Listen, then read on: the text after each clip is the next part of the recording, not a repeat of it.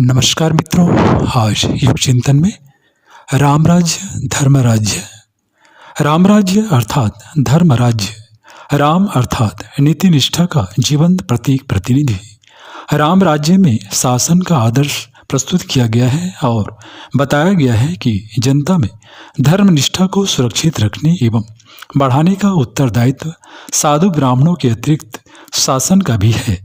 नीति सदाचार का वातावरण बनाए रहने में यदि शासन सफल होता है तो उस देश में न आर्थिक कठिनाइयां रहेंगी, न अन्य प्रकार के संकटों में लोगों को फंसना पड़ेगा, न विग्रह रहेंगे, न अपराधों की अराजकता फैलेगी। स्वस्थ समाज का निर्माण शासन का प्रथम कर्तव्य है। भौतिक प्रगति के लिए प्रयास तो किए जाएं, किंतु नीति निष्ठा के प्रति उपेक्षा बढ़ती गई तो लोगों में बढ़ती हुई दुष्वृत्तियां उस भौतिक उन्नति का लाभ लेने की अपेक्षा उल्टा अपने पैरों में कुल्हाड़ी मारने और अनाचार भ्रष्टाचार बढ़ाने का ही कारण बनेंगी। धर्म को प्रथम और धन को द्वितीय स्थान देकर राम राज्य में सद्युगी सुखद वातावरण बना था। भविष्य में भी यही श्रेष्ठ समाधान अपनाना पड़ेगा। इसके विपरीत अवांछनीय शासन का प्रमुख चिन्ह यह है कि इसके अंतर्गत खल, चोर, जुआरी, व्यसनी, छली और लंपटों की वृद्धि होती जाती है, अर्थात उन पर नियंत्रण करने में बहुत ढील देकर एक प्रकार से उन्हें प्रोत्साहित ही किया जाता है। यह गलत समाज व्यवस्था की प्रतिक्रिया है। यहाँ अनीति का वातावरण हो तथा उसी के लिए प्रोत्साहन दिया जाता हो, वहाँ विकृतियाँ ही बढ़ती हैं। रावण ने सामाजिक शील का ध्यान न रखकर सबकी स्वतंत्रता हरण करके अपने शिकंजे में कस लिया था। वह अपनी मनमर्जी का शासन करता था। उसके राज्य में धर्म नीति को कोई मान्यता न थी, वरन सारे कार्य औचित्य के विपरीत ही चलते थे। राम राज्य की पृष्ठभूमि में सामाजिक मर्यादाओं का निर्वाह अनिवार्य है। शासक के पीछे जनमत और जन सहयोग होना आवश्यक है। इसलिए शासकों की नियुक्ति विचारशील पंचों के मत से होनी चाहिए। राम को सिंहासन देने के संबंध में यही सोचा गया था कि यदि पंच लोगों का मत हो तो राम को राज्य दिया जाए। प्रजातंत्र की यही पद्धति है। श्री राम जब राज्य सिंहासन पर बैठे तब भी वे भय और आतंक उत्पन्न नहीं करते। उन्होंने प्रजा से कहा कि राजा से भी डरने की आवश्यकता नहीं है। यदि वह अनीति बरते तो उसे साहसपूर्वक निर्भयता के साथ रोकना चाहिए। राजा पर प्रजा का अंकुश रहना चाहिए। मानसकार के अनुसार शासक को प्रजा के हित को ही प्रधानता देनी चाहिए। जिस राज्य में प्रजा दुख पाती है, कष्ट सहती है और पतोन्मुख बनती है, वह सत्ताधीश निश्चित रूप से नरक में धकेल दिया जाने योग्य है। वह इसी बात का अधिकारी है कि उसे सत्ताच्युत करके दंड का भागी बना दिया जाए। श्री राम इसका आदर्श अपने शासनकाल में उपस्थित करते हैं। वे सिंहासनरूढ़ होने पर प्राणी मात्र के कल्याण के लिए प्रयत्नशील रहते हैं। जिस प्रकार सब आनंद अनुभव करें, वे वैसे ही व्यवस्था करते हैं। अयोध्या में ही नहीं, वन में भी श्री राम का वही प्रभाव दिखता है। राम के वन में बसने से उस क्षेत्र की संपत्ति बढ़ने लगी। सुराज्य में प्रजा के सुख बढ़ते ही जाते हैं। सुराज्य की एक पहचान यह है कि उसमें खल लोगों के उद्योग बंद कर दिए जाते हैं। वे फलने फूलने नहीं दिए जाते, उन्हें अवसर ही नहीं मिलता। राज्य सत्ता उत्कृष्टतम व्यक्तियों के हाथ में ही होनी चाहिए। यदि वह ओछे लोगों के हाथ में चली जाए तो धरती के रसातल में चले जाने जैसी विपत्तियां उत्पन्न होंगी। भरत अपने को शासन सत्ता संभालने योग्य पात्रता से रहित अनुभव करते हैं और वशिष्ठ जी के सम्मुख उसे स्वीकार करने में अपनी असमर्थता प्रकट करते हैं। श्रेष्ठ शासन व्यवस्था के लिए आवश्यक है कि लोग सत्ता हथियाने के लिए होड़ न करें।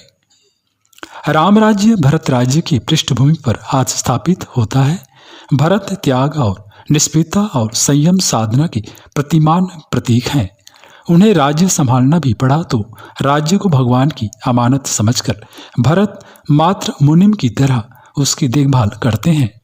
उसमें से कोई विलास उपभोग अपने लिए नहीं लेते। घर को तपोवन मानकर एक निष्प्रिय संत की तरह मितव्ययी सरल निर्वाह करते हैं। भगवान के चरण पादुकाओं को संपत्ति की स्वामिनी मानते हैं और जो करते हैं उन प्रतीकों को सूचना देकर ही कदम उठाते हैं ताकि अपने स्वामित्व का अहंकार पैदा न होने पाए। संपत्ति के दृष्टि अपने को मानकर ही वैभव का उपयोग करना हर किसी के लिए उचित है। राम राज्य की पृष्ठभूमि बनाने में भरत जैसे निर्लिप्त निष्क्रिय व्यवस्था करने वाले समाज हितैषी मुखिया ही नहीं, श्रेष्ठ आचरण निष्ठ नागरिक भी चाहिए। भरत ही नहीं, नागरिक भी राम राज्य के अनुरूप बनने के लिए साधना करते हैं। राम राज्य की कल्पना के साथ हम चाहते हैं कि हमें किसी प्रकार का कष्ट न हो। वह संभव भी है, किंतु इसके लिए जिस प्रकार की जीवन पद्धति नागरिकों को अपनानी चाहिए वह समझना आवश्यक है।